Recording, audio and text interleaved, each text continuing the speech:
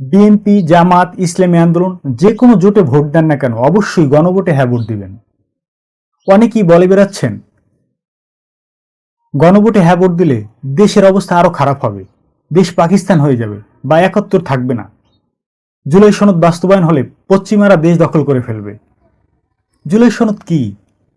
তাতে কি লেখা আছে? একবারও কি পড়ে দেখেছেন? বোঝার চেষ্টা করছেন? নাকি শুধু কিছু না বুঝে না না করে বেড়াচ্ছেন? আপনার পাশে একজন কেউ বলল না গণভোটে ভোট দেওয়া যাবে না, আপনি সেই কথা শুনেই না না শুরু করছেন, না না করতে করতে মুখে ফেনা তুলে ফেলছেন। এদিকে বিএনপি, জামাত, ইসলামী আন্দোলন সহ প্রায় সকল দলই হ্যাঁ ভোটের পক্ষে ভোট দেওয়ার জন্য আহ্বান জানাচ্ছে, আর আপনি নানা বলছেন। আপনি কি দলের চেয়ে বেশি কিছু হয়ে গেছেন নাকি? তাহলে কোন স্বার্থে আপনি নানা বলছেন?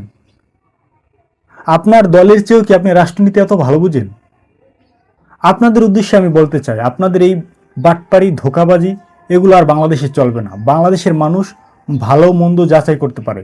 সুতরাং এখানে রাজনীতি করতে হলে মানুষের জন্য কাজ করেন, মানুষের উন্নতি নিয়ে ভাবেন, তাহলে মানুষও আপনাদের ভোট দিবে।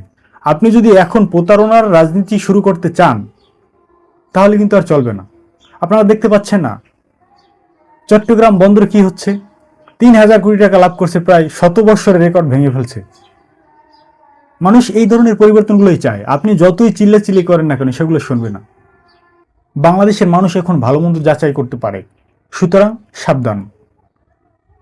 গণভোটে কেন অবশ্যই হ্যাঁ ভোট দেবেন এর কয়েকটি কারণ তুলে ধরি।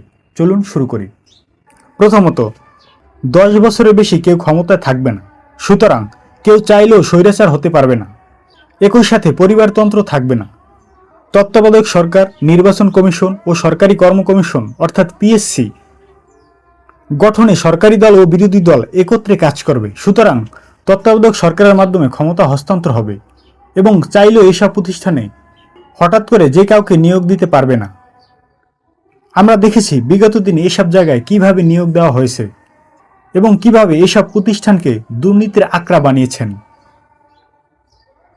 দেশের বিচার ব্যবস্থা স্বাধীনভাবে কাজ করবে।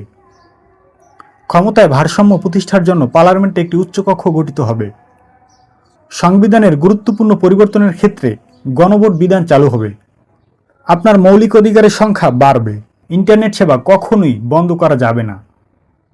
যদি হ্যাঁ ভোট দেন অবশ্যই উপরে সবগুলো পাবেন, আর যদি না ভোট দেন তাহলে আপনি কিছুই পাবেন না। আগের মতো একটা দুর্নীতির আঁকড়া হবে বাংলাদেশ। এ বিষয়ে বিস্তারিত জানতে চাইলে ভিজিট করুন www.ganobot.gov.bd। ধন্যবাদ, ভালো থাকবেন, সুস্থ থাকবেন।